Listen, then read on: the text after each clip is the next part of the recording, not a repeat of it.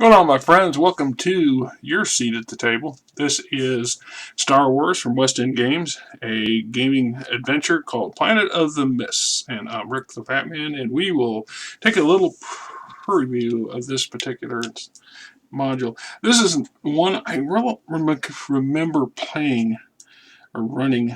It says here, stranded on a world the star charts say shouldn't be there, the rebels are caught in a desperate struggle to save the dying race from the Empire. So I thought, I paid $10 for this. And not sure which year I bought it in. It says 92, so that's probably the year. When it came out, I was pretty quick on buying these things as they came out and hit the shelves. Introduction. Space is vast enough to hide many secrets, and the Galactic Empire certainly has the power to keep many secrets. Now, members of the Rebel Alliance have stumbled upon a hidden world that appears on no star charts, but they can survive. But can they survive long enough to pass the information on to their superiors, or will their unexpected disappearance be yet another mystery associated with the fortunes of war? Etc., etc. Preparing to play, adventure materials, difficulty numbers and balance, adventure background, adventure synopsis. Says here, for many centuries, scientists have known a group of super heavy elements or hyperbarides that were as stable as more common elements but possess certain chemical and physical properties that make them unique. They are seldom found existing naturally and often synthesized from more common elements through an intricate process requiring great temperatures, extreme pressures, and raw energy. Hyperbarides came to be used in many higher energy applications because they could withstand higher temperatures, flux densities, and levels of radiation than standard materials. Because of these qualities, hyperbarides are a vital part of any high-yield turbolasers used by the Empire and its heavy capital ships and on-ground installations. In fact, without the hyperbarides used in their construction, such weapons would fail or perhaps even explode after firing their first shot. A notable use of the hyperbaride technology was the main weapon of the Death Star battle station, etc., etc. So it says adventure synopsis. Immediately after the completion of their last mission, the rebel group receives a coded message to report at once to the Alliance operational base in the Sumatra system. Since the order is coded extremely urgent, the rebels must plot a shortcut through the Marcellus Nebula. While there are no established routes through the nebula, there shouldn't be a great deal of risk since the databases say nothing of any significant mass is hidden within the cloud of space dust. Unexpectedly, however, the ship drops out of hyperspace when its systems detect a gravitational anomaly. In fact, an anomaly is a whole system. The rebel ships have appeared close to an uncharted world. Their ship is disabled by a space mine and plummets to the surface of the planet. They have very little choice but to use the escape pods to avoid a fiery death. While their first objective is, of course, to find some way of getting off the planet, they soon become involved in other matters. The planet Mars is home to a hyperbide synthesis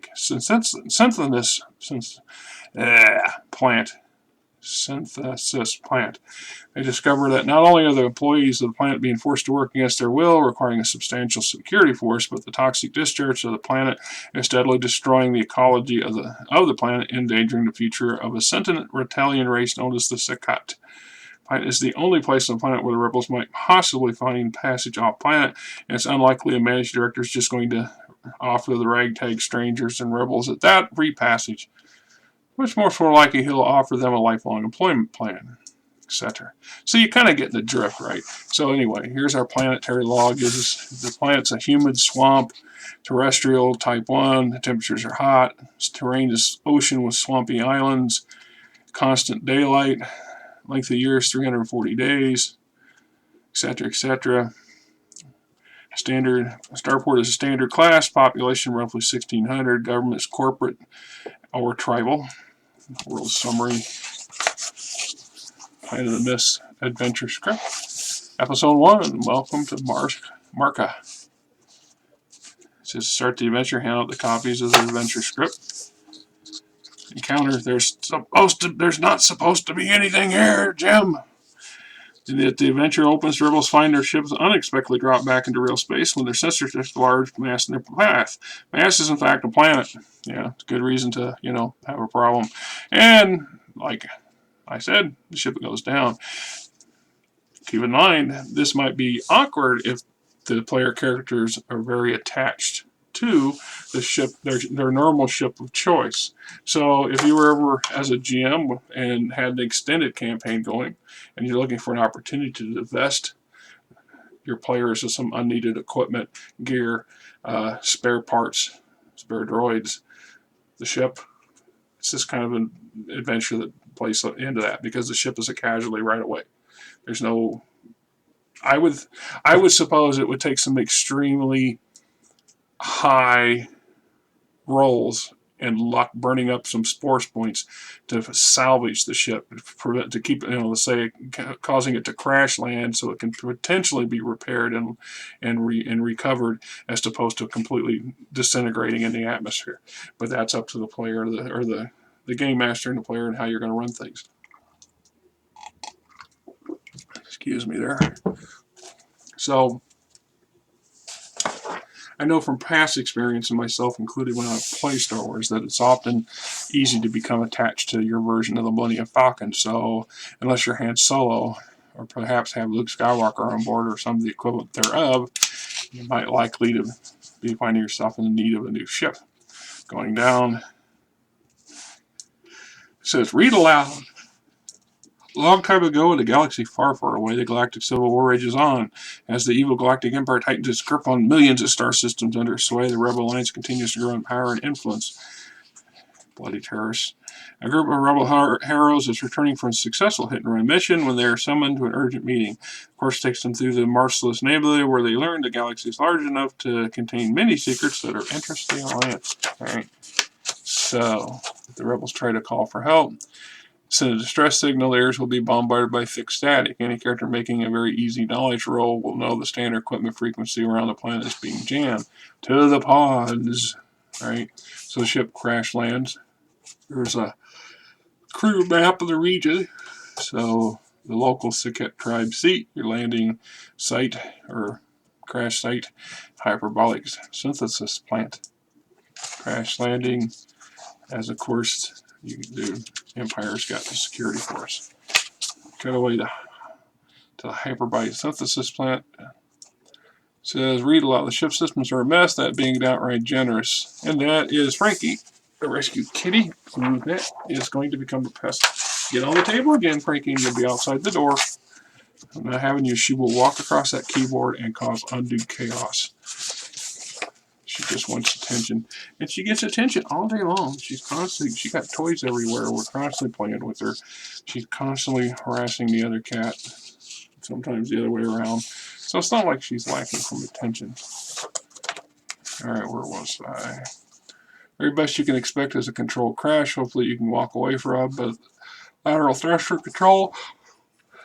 You get sparking, spinning in the corner, goes down for good. It's more likely that you will splatter yourself. Ship, like I said, they're preferably you take to the space, to the escape pods and go through that. But there is a possibility of crash landing your ship, but based on your skills, and if your skills fail, well, then you'll be starting another adventure campaign with new characters. Welcome to Mars of the Mist. Marcus human atmosphere, high temperature, extremely high moisture content generates an endless mist that obscures visibility on the planet.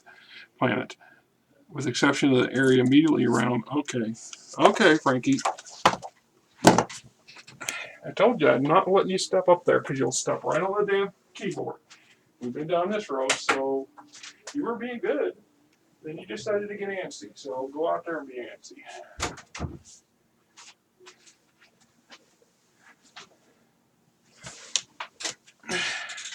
I love my cat. I trust it. I love my cats. I'm telling you, some days she can be very mindful, and she'll sit there and just lay there, curled up and take a nap, and not be a problem. But more often than not, this occurs. And I've had her step on the keyboard and totally mess up everything, lose stuff, cause me to not realize I had no sound, etc., etc. It is what it is. Okay. Once again, sorry for the disruption. You'd think I would know. I keep trying to be positive. The mist, basically the planet's got a thick mist around it, so the maximum is 20 meters of visibility unless you have infrared scopes or vision enhancers, and I imagine that fluctuates a bit different. Also, Terrain considerations, excuse me. Bark is a humid swamp plant. Most of the land of the planet is a combination of mud and foul-smelling water. Even the driest land on Market is soft, black, and sticky mud. Most of the land is covered in very large pools of water. Some are only centimeters deep, but many are several meters deep. Sometimes the mud actually sits on the top of a very deep pool of water. So just getting around the planet can be a bit of a challenge. It says here the hyperbide census plant has severely disabled the effect on the planet and causes all manner of seismic upheavals. So you can expect the occasional earthquake. And you have the dangers of the environment itself. The air is about human body temperature. Water is only a degree too cooler. Hostile environment exposes the character significant chance of heat prostration. To combat this, rebels must drink relatively large quantities of pure water and must rest frequently. I can tell you, if you're out and it's hot and humid, just how miserable you could get in a hurry. Even more complications unless you got proper gear to deal with. Then we got some Martian fauna, different things you can run into: a swamp serpent, thunder lizard, water glider, swamp shark, flutter, swamp shark. Sometimes I wish they were just a twit more creative.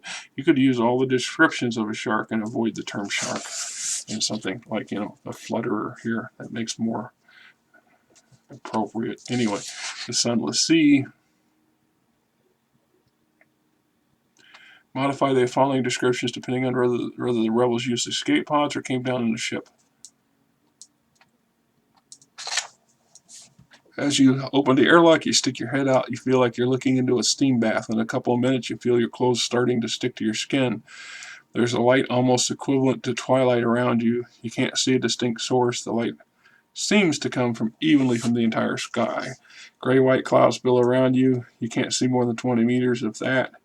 You're near the shore of a swampy island. You can't see anything moving out there. The air smells fetid, which means that there's some life, something to be thankful for. If the character examines the wreckage, it's not quite accurately call it a ship anymore. An easily mechanical roll will allow the character to know the ship is significantly damaged, that will never see space again. Unless, of course, you pulled off some of them heroic rolls and burned up a lot of points, etc., etc.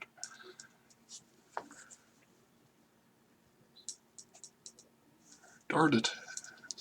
Start to get a yawn and then it won't stop yawning. Jeez. Yep. Got plenty of sleep, been up plenty of time, got me a shower in, got a nice breakfast in, for criminy's sake. Just sit here yawning. What do you do? Sounds of battle. Don't give the rebels the time to accumulate themselves the planet they have crashed on if they want. Allow them a few minutes to make plans. Perhaps they will choose to hide from the investigating troops that will be headed their way. Or they may decide to do some hunting. However, before they get involved in anything too elaborate, they will encounter the sentient race known as the Saket, and then read aloud. The mud clings to your boots, making your feet weigh twice as much as they have any right to. You've been to worse places before, but not many. And with just a week's rations, an emergency beacon, and that's being jammed, and no right off this huge swamp, things are looking pretty grim. Finally, you hear a sound through the thick fog, high-pitched babbling noise that could only come from some kind of speech. Even though you neither recognize nor understand the language, you know the emotional content is high. Then a mighty scream echoes across the water. There's the hunting cry of a large predator, followed immediately by the unmistakable blood-curdling death scream. When the cry dies down, unmistakable sounds of combat continue.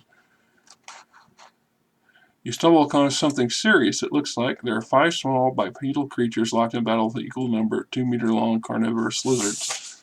How do you involve yourself? There's a nice picture. You get involved.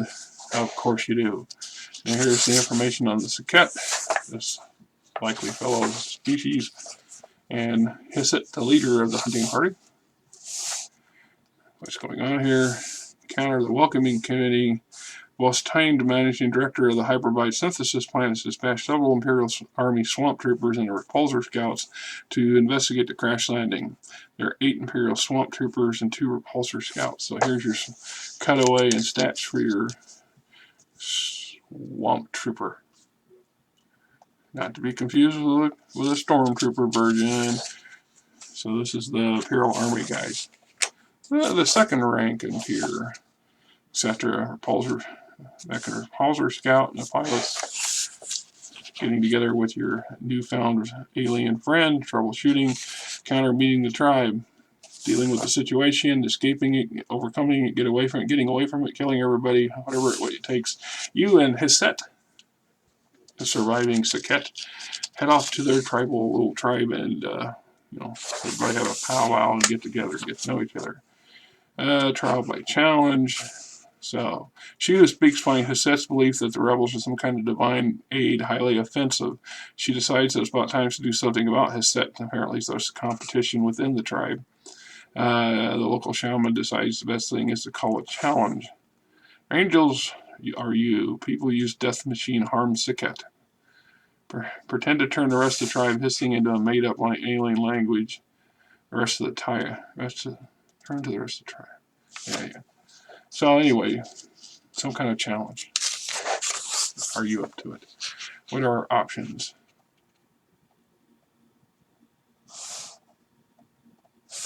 So Hisset's not exactly popular, or there is some kind of threat to the tribal shaman leader.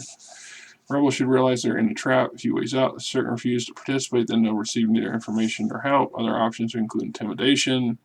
They couldn't try to intimidate she who speaks or other Saket if they succeed. Rebels will not be able to rebels outright break the rules of the trial. Most viable options for a little sleight of hand and creative interpretation of their words. Recall that the Saket used the phrase "stop moving" for die or dead. This should be a hint to rebels that the Saket have a very primitive concept of death and medicine. They, take a death, right? Make a death. What the Saket know.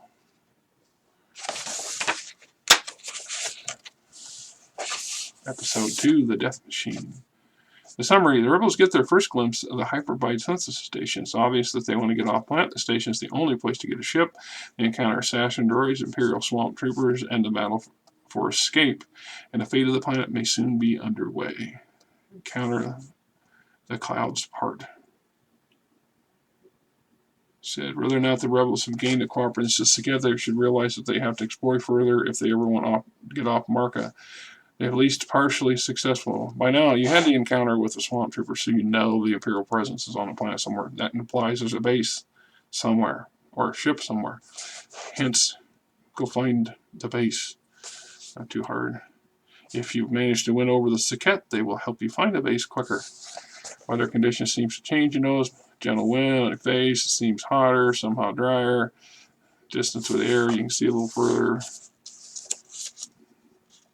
Your Saket died, signals to stop, ahead death machine, ahead danger, care take. With that, she and the other Saket drop down on all fours and crawl forward. As you move cautiously forward, the harsh chemical smell increases, the clouds thin, you continue forward, and then stop in amazement. As the clouds come to an end, almost like a curtain ahead of you is an area of clear space, a circular break in the clouds, several hundred meters in diameter. Center of this clear area is a huge installation of some kind, huge spires tower into the sky, sheathed in coruscating auroras of blue sparks. You realize the facility must be a source of incredible heat to destabilize the planet's normal weather pattern. Right. Modern technology role. A rebel can recognize the facility for what it is. Your Saket guide points at the installation and says death machine. She says quietly, world change, water change, air change. Saket stop moving in time. Saket stop moving all. She then points at you. You, Saket, help. The security droid. So a little cutaway here about hyperbites. So that's synthesis plants in general. Yes, one of many assassin droids patrolling the perimeter. Of course, assassin droids are illegal, but what does that matter when the Empire can do whatever they want, right?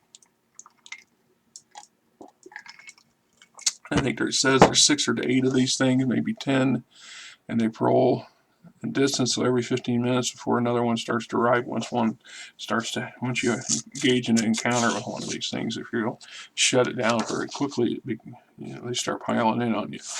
An unsuccessful patrol. If the assassin droid has disappeared without a trace, use the following lines. One swamp trooper looks at his fellow soldier. Where's the damn droid anyway? Beats me, his colleague replies. Sometimes I wish they would just turn off the jamming. It's more of a pain than a help. See if you still think that if the rebels find this place and stage a main, see if you think that if the rebels attack the place. First trooper rebukes him. Think the little lizards got it? Second trooper rash. Don't make me laugh, he snaps. The lizards took out a modified assassin droid with a spear. Yeah, right. Anyway, the specialists say we won't have to worry about this lizards much longer. So they all know the plant is detrimental to the local species. Sneaking in, full alert. Interrogating prisoners if you guys get caught. Site plan for the synthesis plant. Picture of it right there. Episode 3, getting in. Summary should be fairly obvious. The rebels that the only way they're going to acquire ships to get off planets to infiltrate the plant. Certainly a difficult task, but then they're heroes, aren't they? Rebels meet a protocol droid that remembers how things were before the Imperial's involvement involved. It reached its present level, and before the current managing director took over. Droid will help them penetrate the computer system. While going through the computer records, the rebels learn that the certain sisters, the commanders of the civilian security force, have a third sister. While the woman believed that their sister killed by the rebel alliance, the computer shows that it was a managing director, Tyne, who actually killed her. However, the rebels are captured and interrogated by the Surtim's sisters. If they manage to win over Surtim's their side by proving the managing director killed their sister, rebels will be allowed to escape, but only if they help the sisters. The Surtims supply them with enough weapons to arm a raiding force of Saket and promise to arrange a diversion for when the rebels return to assault the plant. Through this action, the sisters will get their revenge against Tyne, and in return, the characters will be allowed to leave the planet. Encounter into the plant. Plant overview, turbolips and hallways, using a disguised either as indentured workers or as swamp troopers if you've covered their gear armor. So we got our blueprints and layouts for the plant itself. Plant security, swamp troopers, repulsor scouts, assassin droids, civilian security consultant. Alert status, inside at last. Regardless of how the rebels penetrate the plant, read aloud the following atmosphere paragraph as soon as they're inside. Power. First impression, you get a sense of almost limitless power, barely kept under control. The floor vibrates with it, the walls hum with it. There's an oppressive feeling in the air, like just before a massive thunderstorm, and there's a faint tang of ozone in your nostrils. You feel your hair stirred gently, almost as if each individual strand were alive. How it must look. It just gave me a thought of a static electricity infused Wookiee or something. His hair suit suddenly apparently doubling in size and fluffiness. Oh, Fluffy, what are you doing over there? You're no comedian. Oh, wait, we're all Fluffy. Why so many workers disabling equipment? It says here, in the Star Wars galaxy, the vast majority of manual labor is performed by droids. After all, droids consume fewer resources than biologicals and are much more tractable. Why then are 150 indentured workers required at the hyperbide synthesis plant? Process of hyperbide generates great amounts of noise, actually troublesome frequencies, are beyond the audible human senses that the functioning of even the simplest droid brain is interrupted. If a droid can't do the work, who'd better handle the job? Some areas of the planet are just too noisy for droids to operate. That's what's the genesis of it. Various locations: officers' quarter, armory, training theater, meeting room, technical meeting room, spare part storage, gym, refractory, etc., etc. The workers, indentured workers, how they might respond, how they might be, reactors, meeting room, security room, civilian barracks, core shaft, maintenance droid, transport sled, heat exchangers, auto processing rooms. So basically, room by room, overloading the hyper batteries. Second floor, theater, lounge, jamming control, communications or control.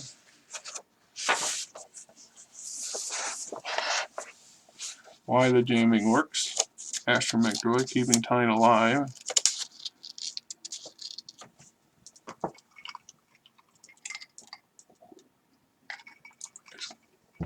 I guess this is, why it's a good key. If the characters are very lucky, have very good plans, they may be routing the plant security.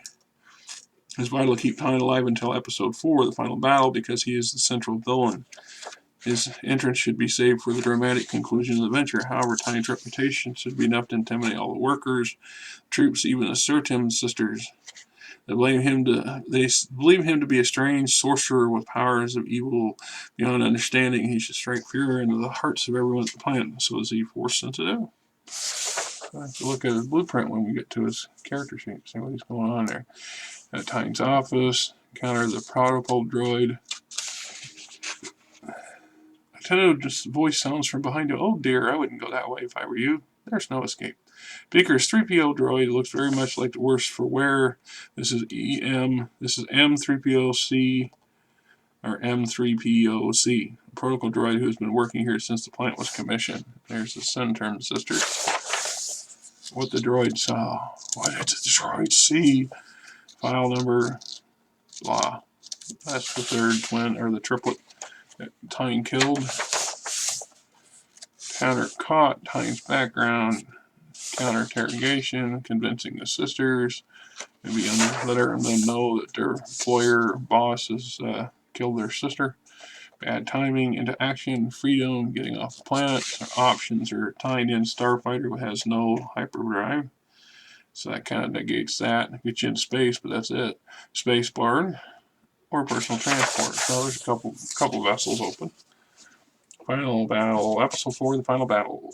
In this summary, the rebels return to Saket to supply them with the weapons, plan the assault on the facilities. Meanwhile, the Tyne discovers the escape of the prisoners, proves to be suspicious about the Surtim sisters taking them prisoner. It appears the plan is falling apart just as the rebels make their assault. The suppliers must personally deal with Tyne, perhaps they will even be able to rescue the sisters. However, as soon as Marcy is rescued by the characters, she will overload the batteries and attempt to destroy the plant. Regardless of the fact that all the indentured workers in the Saket will be killed in the blast. The rebels then must save themselves and everyone else from the unstoppable explosion that will level the plant and everything within 2 kilometers. That's always encouraging. Better get that barge. You're going to need the lift capacity. Yeah. Away the control room, counter the assault, Tyne's plan into the plant against counter the rescue, indentured circus, Marcy's plans, Marcy's Surtim.